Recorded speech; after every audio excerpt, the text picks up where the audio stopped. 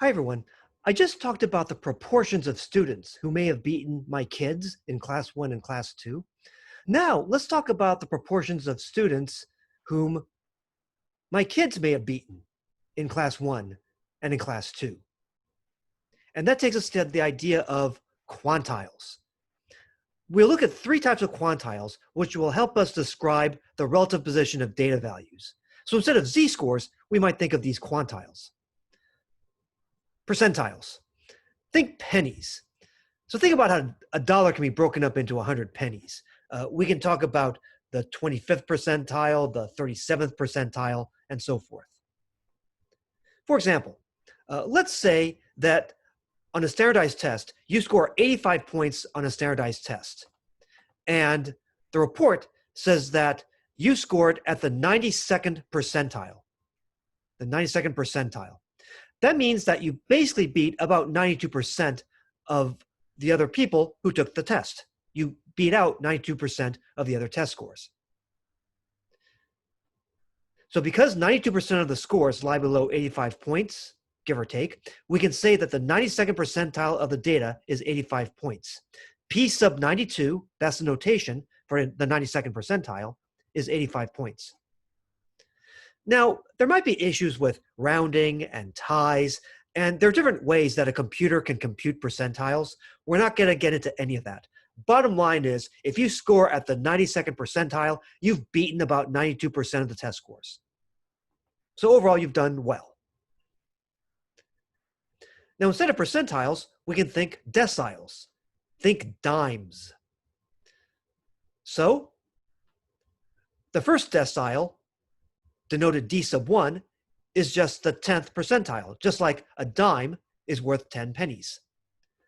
Likewise, the second decile, D sub 2, is the 20th percentile. 2 dimes are worth 20 pennies, or 20 cents, and so forth. If you score at the 9th decile, D sub 9, you've done very well. You've beaten about 90% of the test scores. You've scored at the 90th percentile. 9 dimes is 90 cents or 90 pennies. So together, with the minimum score, the lowest score that's achieved, and the maximum score, the highest score that's achieved on the test, the 9 deciles plus these 2 extreme values over here, you can get a list of 11 numbers that describe the distribution of the data.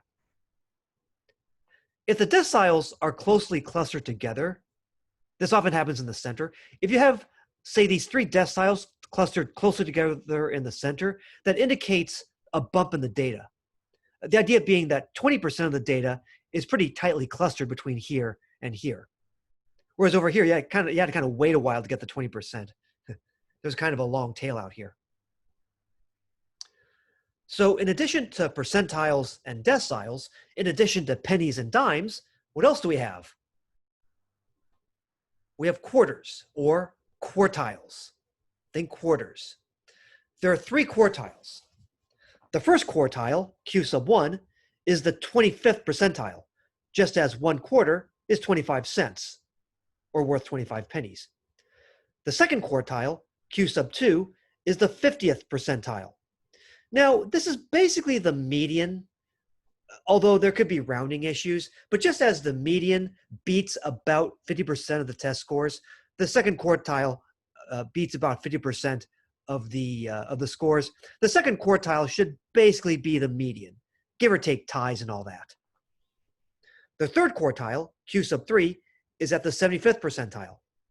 3 quarters is 75 cents. So you've done fairly well. You've beaten about 75% of the class. Now, together with the min, the lowest observed value, and the max, the highest observed value, the first quartile, the median, which is basically Q sub 2, and the third quartile, Q sub 3, form what we call the 5-number summary. This is more efficient than the list of 11 scores if you use deciles together with these. Here we have the 5-number summary. The min score, the max score, and the 3 quartiles, where the second quartile is basically the median. The 5-number summary. So these 5 numbers basically break up the data set into 4 groups of 25% each. So we have a tight cluster over here. 25% of the scores were pretty tightly clustered around here between the median and Q3. This can be represented graphically as a box plot. The 5-number summary can be represented graphically as a box plot or a box and whisker plot. So here's the idea. So the minimum score is indicated by this little tick here. There's a whisker that extends to the box.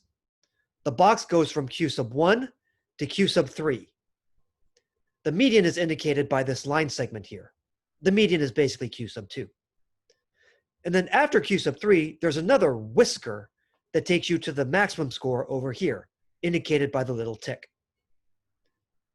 Now, if there are outliers, if you have a test, a physics test, where many people score below 20 points, and you have Albert Einstein here scoring 100 points, sometimes outliers may be separated out as asterisks. And then the maximum is basically the highest realistic score, basically. All right. If the ghost of Albert Einstein is always in your class, then you may have an outlier always out here. And in that sense, we may not want the whisker going all the way to Albert Einstein. Okay. We'll suffice with the highest reasonable student in the class. All right. Now, box plots can be used to compare different populations. Like if you have a box plot for men, another box plot for women, you can do some quick comparisons. So for example, let's take a look at this box plot over here. All right, so what do these 5 scores stand for? We have a box plot for a data set of 100 test scores. And in fact, it's the box plot that comes from the 100 scores I showed you from that big list, from this Excel spreadsheet here. What do these 5 numbers mean?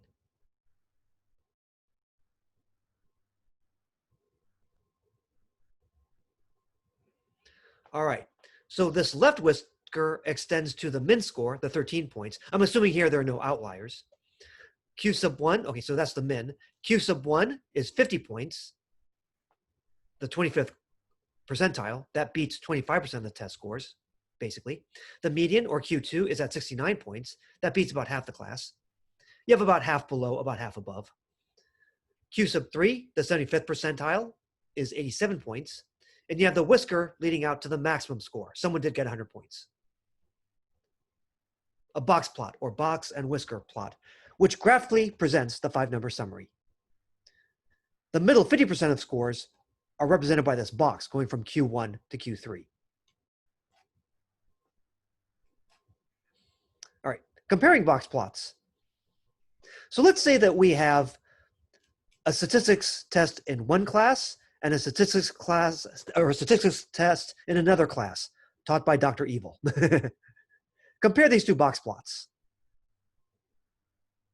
And address issues of symmetry and skewness also. How do these 2 classes compare on the test?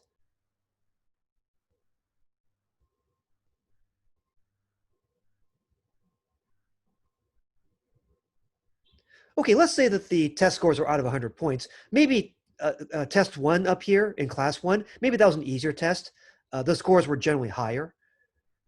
Whereas here, the median was at 25 points. In class 1, also, the scores are more spread out. So what are some things that we observe? Okay, well, in class 1, the scores are generally higher, right? And there's greater spread. There's more spread. The scores are more spread out. The range, for example, is 87 points over here. The range over here is only 20 points. Right? And you can tell there's tighter clustering in the second class than the first class. Now, which box plot suggests a symmetric distribution? It looks like this one over here. Okay, because you see here, the median is at 25 points. I'll do this in red. The median is at 25 points, and looks like the edges of the box and the ends of the whiskers are all symmetric about the 25 points, the median. Whereas here we have some skewness. It looks like there's some skewness to the left. We have a long whisker to the min point on the left. So that's just skewness to the left. The distribution for that guy might look something like this. We have a long tail to the left, and the 13 is way over here. Okay. Next up, the last measure of spread, the IQR. Next time.